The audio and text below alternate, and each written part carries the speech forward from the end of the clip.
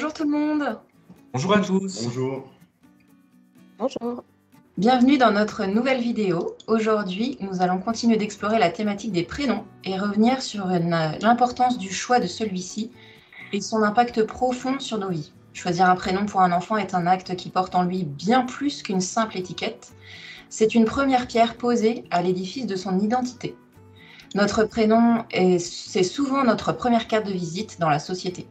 La façon dont il est perçu et accepté par notre entourage peut avoir un effet considérable sur notre bien-être et notre intégration. Mais que se passe-t-il quand un prénom sort de l'ordinaire ou au contraire est trop commun? Quelle histoire se cache derrière les sobriquets affectueux ou les surnoms moins plaisants? Pour illustrer l'aspect émotionnel lié au prénom, nous souhaitons démarrer cette vidéo en évoquant un film incontournable pour nous, Le Prénom. Un film que nous adorons dans l'équipe de Rendez-vous sur notre branche. Si vous ne le connaissez pas, nous vous le conseillons vivement. Il est à la fois drôle et touchant, il met en lumière des réactions vives que peuvent susciter le choix d'un prénom. Avant de démarrer cet échange sur notre sujet du jour, vivre avec son prénom, je laisse la parole à Cécile qui va nous apporter des éléments de contexte avant de démarrer notre discussion. À toi Cécile. Alors, l'histoire individuelle et biographique, elle commence forcément par nommer un nouveau-né. Et lui choisir un prénom, c'est un acte qui apparaît somme toute assez commun, mais qui revêt en toile de fond une importance cruciale pour l'être en devenir. Alors, pourquoi est-ce si important le prénom ? Alors, la première raison tient en fait qu'il s'agit d'un marqueur social et identitaire très fort. Alors, l'évocation d'un prénom renvoie souvent à une identité qui peut être soit territoriale, une identité de genre, une identité sociale, culturelle, religieuse ou familiale. Et puis, parfois, selon les pays, il peut même y avoir des identités tribales qui se jouent derrière le choix d'un prénom. Alors prenons l'exemple du prénom Loïc, ou encore Gwenaëlle. Quand on entend ces prénoms, on imagine que ces personnes sont d'origine bretonne. Et si ce n'est pas le cas, alors forcément il y a quelque chose qui interroge. Et je serais bien curieuse de savoir pourquoi dans ce cas-là ce prénom a-t-il été choisi. Alors on verra ça peut-être tout à l'heure avec notre généalogiste en chef qui va nous parler de son prénom. Alors, le prénom, il situe l'interlocuteur et en fait, il y a d'autres raisons pour lesquelles c'est important ce prénom, notamment parce qu'il existerait un lien entre le prénom et l'estime de soi. Et ça, ce sont des recherches scientifiques et principalement aux États-Unis qui ont révélé cela. Alors, les incidences psychologiques du choix d'un prénom sur celui qui le porte font l'objet d'une littérature scientifique. Et ces recherches, elles tentent à prouver le lien donc entre le prénom et l'image de soi, voire même le lien entre le prénom et la personnalité. Pourquoi ? Parce qu'un prénom produit des effets sur l'autre et conduit à des jugements ou à des évaluations. Alors, des psychologues ont démontré que lorsque le prénom est valorisé socialement, l'estime de soi de l'enfant, il est supérieur à celui d'un prénom qui est déprécié. Et c'est un peu tout l'objet du film Le Prénom, dont on a parlé tout à l'heure, avec ce prénom Adolphe qui évoque quelque chose d'extrêmement négatif dans la culture commune et qui provoque donc des réactions négatives de l'entourage. Donc ces recherches, elles montrent qu'il existe aussi une corrélation étonnante entre, par exemple, des syllabes positives aux États-Unis comme joy, la joie, ou négatif, as, qui veut dire en fait le cul, avec en fait donc un lien entre ces consonances et des effets somatiques. Alors du coup, autre question, c'est comment choisir un prénom ? Alors un professeur et une chercheuse en sciences cognitives à HEC Paris dit que le prénom influence notre vie parce qu'en fait, il est l'acte fondateur de notre existence et qu'il nous marque d'une étiquette sociale que nous traînons toute notre vie. Donc, le prénom, c'est comme une forme de tatouage. Et Anne-Laure Seillet, cette chercheuse, explique qu'écrire un prénom, par exemple, classique en changeant seulement son orthographe, changeant une lettre par exemple, ça représente une pratique qui est assez délétère en fait pour le concerné parce que il va passer sa vie à épeler son prénom pour satisfaire en fait un besoin d'individualisation des parents, un besoin de singularisation. Donc le petit truc en plus si clinquant devient en fait le petit truc en moins au fil des ans. Et autre effet pervers du choix d'un prénom singulier pour les parents, c'est lorsque le prénom rare, que personne ne connaît, fait buter en fait l'inconscient. Et des recherches ont montré qu'effectivement, il y a si on bute sur un prénom trop souvent, si on n'arrive pas à l'enregistrer, alors on aime moins la personne. Donc attention à tous ces choix. Donc celui qui va porter le prénom, c'est votre enfant. Et ce qui compte, ce n'est pas forcément de se distinguer, alors certainement pas pour lui, mais lui, en tant qu'enfant, tout ce qu'il cherche à faire, c'est être accepté. Donc finalement, la manière dont le prénom est accepté dans un groupe social a des conséquences directes sur la construction individuelle de l'intéressé. Donc voilà un petit peu en préambule ce qu'on peut vous dire sur vivre avec son prénom. Et puis maintenant, je laisse place en fait aux échanges avec Sandrine et Loïc et Adeline pour savoir comment nous avons vécu notre vie avec notre prénom. Donc du coup, toi Loïc, est-ce que tu es breton pour porter un prénom pareil?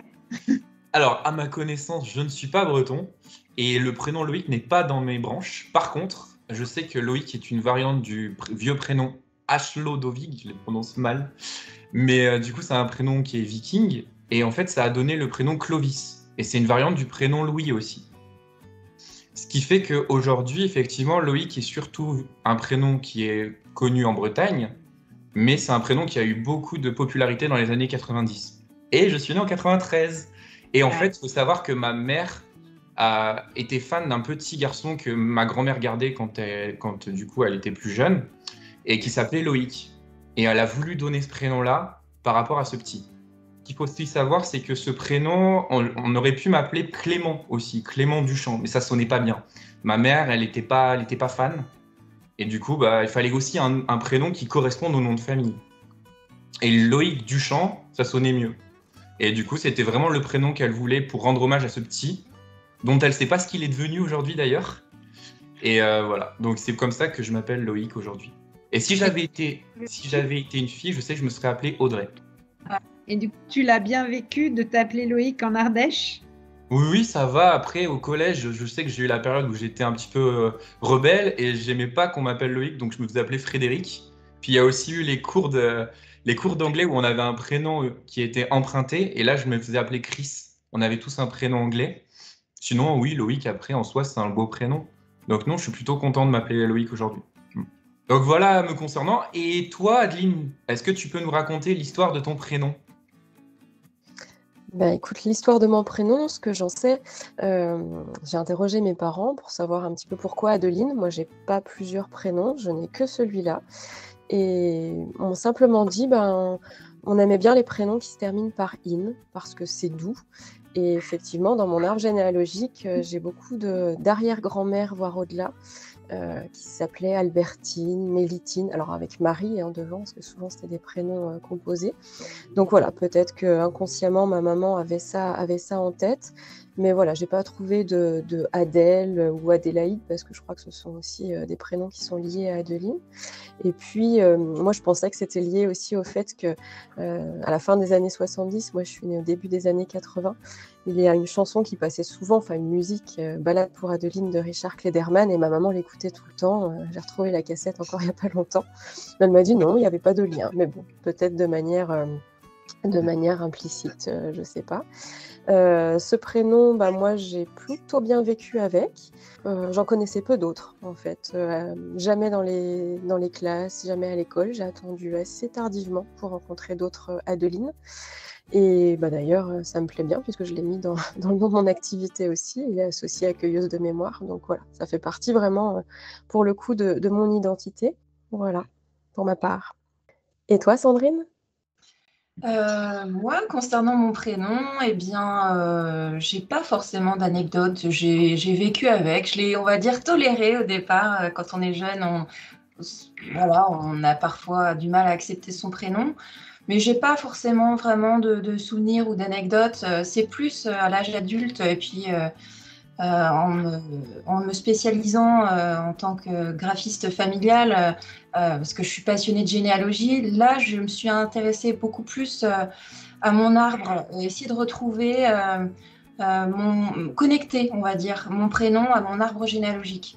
Parce que j'avais entendu dire que, en général, un prénom, de façon consciente ou inconsciente, les parents le donnaient à son enfant et qu'on le retrouvait dans l'arbre généalogique. Alors du coup, je me suis dit, il ne me semble pas connaître d'autres Sandrine dans mon arbre généalogique, donc j'ai regardé quand même de plus près, j'en ai pas vu. Mais par contre, j'ai trouvé autre chose et du coup, je me suis dit, effectivement, ça fait peut-être sens quand même du coup à cette phrase que j'avais entendue. Sandrine, c'est l'un dérivé du prénom Alexandrine, et si on garde au masculin, c'est le prénom Alexandre. Et par contre, dans ma famille, il y a des longues lignées d'Alexandre. Donc je me suis dit, bon, le voilà, le lien avec mon arbre généalogique, ça se trouve du côté masculin. Et du coup, j'étais contente de voir les liens encore plus puissants, on va dire, qui me rattachaient à certains de mes ancêtres. Donc voilà, j'ai pas forcément d'anecdotes spécifiques à vous livrer autre que celle-ci, qui me ramène toujours plus voilà, à la connexion avec ma famille, parce que voilà, c'est dans mon ADN, je crois que je peux pas faire autrement d'aller chercher du sens, aller chercher les origines. Donc voilà, en ce qui me concerne, de mon côté, ce que j'avais à dire sur mon prénom. Et toi, Cécile, du coup, pour toi, qu'est-ce que vivre avec ton prénom, est-ce que ça a été facile, difficile?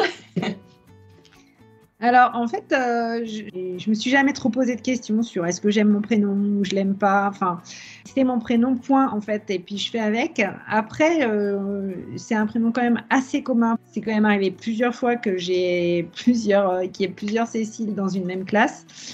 Mais voilà, ça m'a pas posé plus de soucis que ça. Par contre, ce qui m'agace, en fait, c'est quand on m'appelle Céline. Et ça, c'est vraiment quelque chose d'extrêmement courant et récurrent.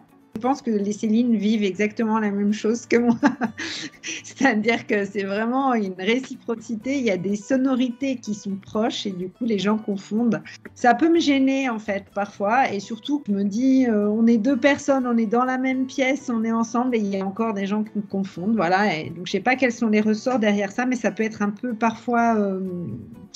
un peu gênant et puis du coup je sais pas trop s'il faut que je dise non en fait je m'appelle pas comme ça ou je sais pas comment trop gérer et ça m'arrive je signe Cécile, la personne elle me connaît mais elle me répond bonjour Céline et là je me dis ok c'est écrit noir sur blanc et pour autant il y a des personnes qui m'écrivent avec Céline, donc voilà, et je connais pas les ressorts mais ça peut m'agacer parce que je ne sais pas trop comment le gérer. Après, voilà, j'ai pas eu de sobriquet dans ma vie, je ne me suis pas moquée de mon prénom, donc voilà, j'ai plutôt pas mal vécu. Et par contre, je pense que j'ai pas de personnes dans mon arbre généalogique qui ont vraiment ce prénom. Je pense que c'est vraiment une sonorité que ma mère aimait, point. Ça s'arrête là. Soit par contre, Hugo, qui est d'une autre génération. Et écoutez, pareil, j'ai pas forcément non plus de grosses anecdotes, mais c'est vrai que au collège, il y avait surtout 3 Hugo dans la même classe. Lors du coup d'appel par le prof, c'est vrai que du coup, on se regardait tous les trois, lequel déjà.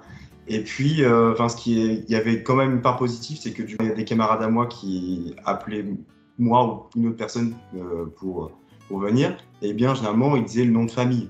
Et là, du coup, ça permet de caractériser les personnes. Mais après, sinon, au lycée, surtout en fac, il y a beaucoup moins d'Hugo, même quasiment plus. Et donc là, l'identité, elle est beaucoup plus valorisée. Je suis aussi très content de m'appeler Hugo. C'est vrai que sur mon arbre généalogique, il n'y a pas forcément de Hugues, ni de Hugo, surtout pas. Et ça permet d'avoir une innovation. Et j'aime beaucoup ce prénom. Et je remercie ma mère. À travers nos 5 exemples, on voit qu'on a 5 manières de vivre notre prénom et que nous, on n'a pas trop mal vécu finalement, je pense, mais qu'il y a des cas qui sont peut-être plus compliqués. Et puis, peut-être que justement, on pourrait faire un appel à témoignage pour savoir s'il y a des personnes qui ont plus mal vécu leur prénom que nous. Alors, dans le prochain numéro, nous allons voir l'évocation des prénoms rares qui aujourd'hui peuvent revenir à la mode ou qui sont totalement perdus de vue, qui sont tombés dans l'oubli. Et donc, il y a un challenge qui s'appelle Un jour un prénom que j'ai commencé depuis le 1er janvier 2024. Et tous les jours, les personnes peuvent me donner un ancien prénom ou je vais chercher un ancien prénom qui est tombé dans l'oubli et je montre son origine, son histoire, son étymologie et bien sûr ceux qui l'ont porté. La suite au prochain épisode, alors, du coup. C'est ça. Exactement. Merci à tous pour ce beau numéro. Et puis, à très bientôt pour un nouveau rendez-vous consacré au prénom, parce que c'est vraiment un sujet très riche et qu'on va pouvoir aborder une nouvelle fois, je pense, au moins. À bientôt. Oui, À à bientôt. bientôt. À bientôt.